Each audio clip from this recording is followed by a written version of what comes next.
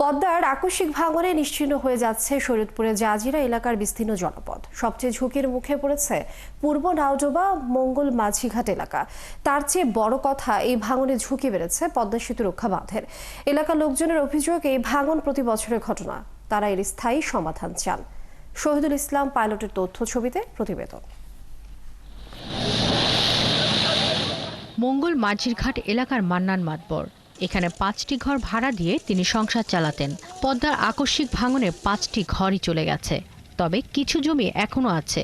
ভাঙন বন্ধ হলে হয়তো আবার ঘর তুলবেন, কিন্তু এটুকুও যদি নদীতে চলে যায় কি করবেন জানেন না। মানসাবানা কিছু আসলে মানুষের যখন বর্তমান খবর দিছে তোমাকে মানসাবানা নই তখন আমি আইন থুমু কই ছোট টুকার আসলে একজনের 3 হ্যান্ড টিন দিছে হেয়ার দিয়া আমার 3টা নাতি, বউ, আমি আমার ফ্যামিলি হেডুর মধ্যে থাকি। আজ 3 দিন ধরে উড়ে গেছি। চায়ের দোকানদার স্বপন মাতবর 4 শতক জমির ওপর বাড়ি ও দোকান করে গত 15 বছর ধরে ছেলেমেয়ে নিয়ে বসবাস করতেন। এখন তিনিও নিঃস্ব, মাথা গোঁজার ঠাঁই নেই। এখানে ভাঙনে নিঃস্ব হয়েছেন 17টি পরিবার। তারা জানেন না তাদের ভবিষ্যৎ কি। আমি ঘরটা কই ভাঙছি কই উড়াম আমি এটা জানি না। অনেক ঘর ছিল, দোকানপাট যাই ছিল, স্বপ্ন দিতে লয়ে গেছে, শুধু পরনের কাপড়টা পরে বেরিয়েছি। এই এলাকার পদ্মা সেতু রক্ষা বাঁধেও দেখা দিয়েছে ভাঙন।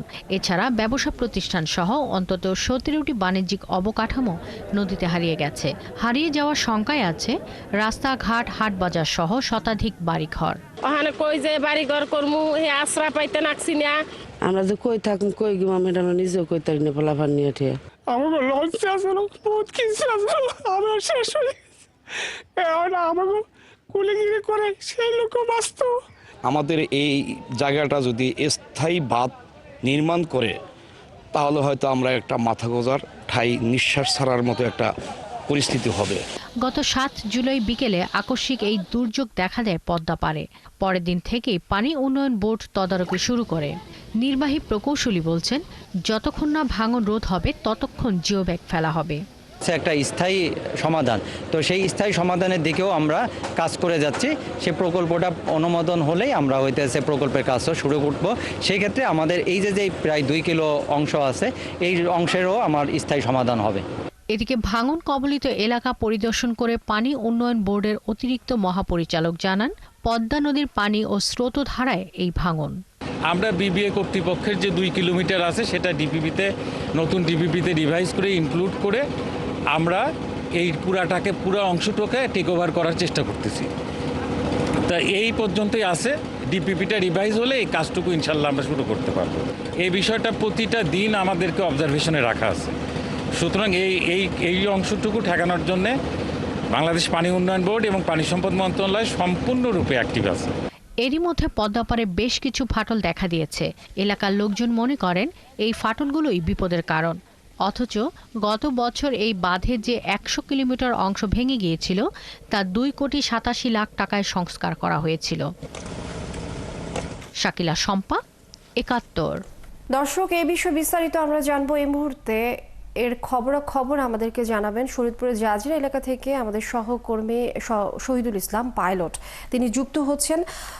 পাইলট, এই যে পদ্মার আকস্মিক ভাঙন, এই ভাঙনে এলাকার কি অবস্থা এখন দেখছেন, আর নতুন করে কোনো এলাকায় ভাঙন দেখা দিয়েছে কিনা? তাছাড়া ভাঙনে নিঃস্ব পরিবারগুলোর জন্য প্রশাসনের কোনো উদ্যোগ আপনার চোখে পড়েছে কিনা, বিস্তারিত একটু জানিয়ে দেবেন আমাদের।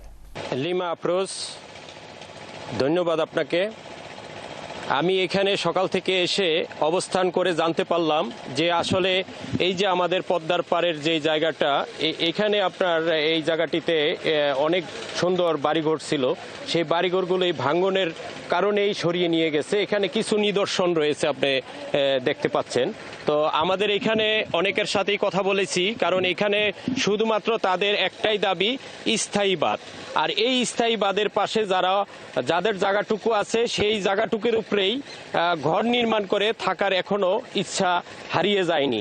এই যে আমার পাশে একজন বৃদ্ধ বয়সী মহিলা, উনি দাঁড়িয়ে আছেন।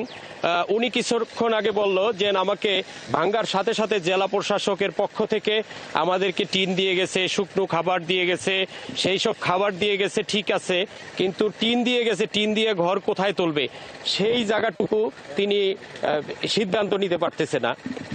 তিনি বললেন যে আসলে আমাদের এখনই একটাই আমাদের অভাব, সেটা হলো আমাদের নির্ধারিত একটি জায়গা। তো উনি বললেন যে ওনার মতো এরকম অনেক পরিবার আছে যারা এখন জায়গার সন্ধানে বিভিন্ন বাড়িতে অবস্থান করে কারো কারো সহযোগিতা নিয়ে তারা বেঁচে আছেন, তারা বেঁচে আছেন।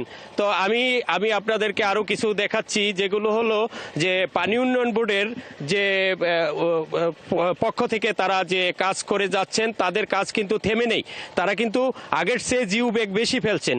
এর আগে কিন্তু বর্ষা বৃষ্টির কারণে, দুর্যোগপূর্ণ আবহাওয়ার কারণে তারা কিন্তু সময় মতো বা যথাসময় তারা জিও ব্যাগ ফেলতে পারেনি। তখন হয়তো একদিনে 300-400 ফেলতে পারছে। এখন গতকালকের হিসাব অনুযায়ী যে পানি উন্নয়ন বোর্ডের নির্বাহী প্রকৌশলী তারেক হাসান, তিনি জানালেন যে আজকের মধ্যেই সম্ভবত 10,000-এর মতো জিও ব্যাগ ফেলা যাবে। আপনারা লক্ষ্য করছেন যে এই যে খালি বস্তা, জিও ব্যাগের বস্তাগুলো কিন্তু এখানে অন্য ট্রলারে করে রাখা আছে। তারপরে এই যে বার্জে করে বালু এনে তারা সেই বালু ভর্তি এই বস্তাগুলো তারা তৈরি করতেছে। আবার আমার পাশে বেশ কয়েকটি বার্জ এখানে তারা সেই পানি ভাঙন রোধের জন্য তারা চেষ্টা চালিয়ে যাচ্ছেন। গতকালকে আপনি জানেন যে পানি উন্নয়ন বোর্ডের অতিরিক্ত যে মহাপরিচালক রফিকুল ইসলাম এখানে এসে তারা এখানের যে ভাঙন রোধের জন্য গুরুত্বপূর্ণ সিদ্ধান্ত তারা নেবেন। এই যে আমার এখানে একজন বয়স্ক লোক দেখা যাচ্ছে, ওনার বেশ কয়েকটি ঘর হারিয়ে গিয়ে এখন এই পদ্মার পাড়ে ঘোরাফেরা করতেছে। ওনার খালি যে একটু ঘর নির্মাণ করবে সেই জায়গাটুকু কোথায় করবে সেটা এখনো পর্যন্ত সিদ্ধান্ত নিতে পারেনি। তা আমি ওনার মনের একটু অনুভূতি জানবো আর কি। আমার একটা বিল্ডিং আছিল, একটা টিনের ঘর ছিল, সব পদ্মা নদীতে নিয়ে গেছে। এখন কোথায় যাব, কি করব, এটা জায়গা নাই, বাড়িঘর করব। আমার এই শেষ সম্বলই আছে জায়গাটা, একটা বিল্ডিং, একটা টিনের ঘর। ছেলে এই বিল্ডিং 6টা রুম ভাড়া দিতাম, প্রায় 24,000 টাকার মতো ভাড়া পাইতাম। ছেলে মেয়ে মাদ্রাসায় পড়ে, ওনার ছেলে মেয়ে মাদ্রাসায় পড়ে, সেই ওনার যে সামান্যটুকু যে সম্বল ছিল ঘর ভাড়া নিয়ে তিনি সেই সংসার চালাতেন, বাচ্চাদের লেখাপড়া করাতেন। এখন সেইটুকু নেই, তার থাকার আশ্রয়টুকু নেই। তার আত্মীয় স্বজনের বাসায় থেকে তার বাঁচার জন্য যেই কাকুতি মিনতি, সেখানে আত্মীয় স্বজনের কাছে ভাগ করে যাচ্ছেন। শহীদুল ইসলাম পাইলট, অনেক ধন্যবাদ আমাদের সাথে যুক্ত হবার জন্য। দর্শক, পদ্মার আকস্মিক ভাঙনের এই মুহূর্তের খবরাখবর আমরা জানছিলাম।